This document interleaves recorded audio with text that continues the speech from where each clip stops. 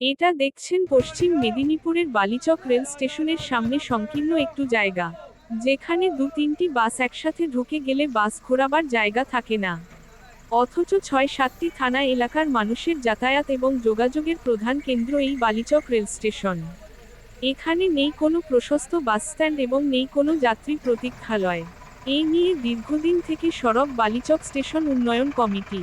এই নিয়ে তারা এলাকার এমএলএ, এমপি, বিডিও, জেলা শাসক, রেল দপ্তরের ডিআরএম, দক্ষিণ পূর্ব রেলের জিএম দপ্তরে বহুবার ডেপুটেশন দিয়েছে।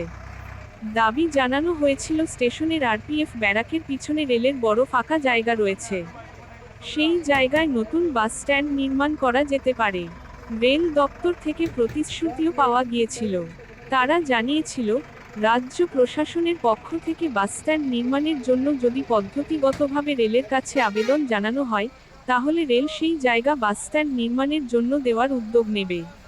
পশ্চিম মেদিনীপুরের জেলা শাসকের কাছে কমিটির পক্ষ থেকে সেই দাবি জানানোর পর ২০২২ সালে জেলাশাসক ডিআরএম এর কাছে একটি চিঠি পাঠায়। কিন্তু পদ্ধতিগতভাবে ভুল থাকায় সেই কাজের অগ্রগতি হয়নি আজও। সম্প্রতি এই বিষয়টি ডেবরা বিধানসভার বিধায়ক হুমায়ুন কবিরের কাছে তুলে ধরার পর তিনি এই ব্যাপারে ডিআরএম এবং জেলা শাসকের কাছে বালিচকে বাস স্ট্যান্ড নির্মাণের জন্য প্রয়োজনীয় উদ্যোগ গ্রহণের আবেদন জানিয়েছেন।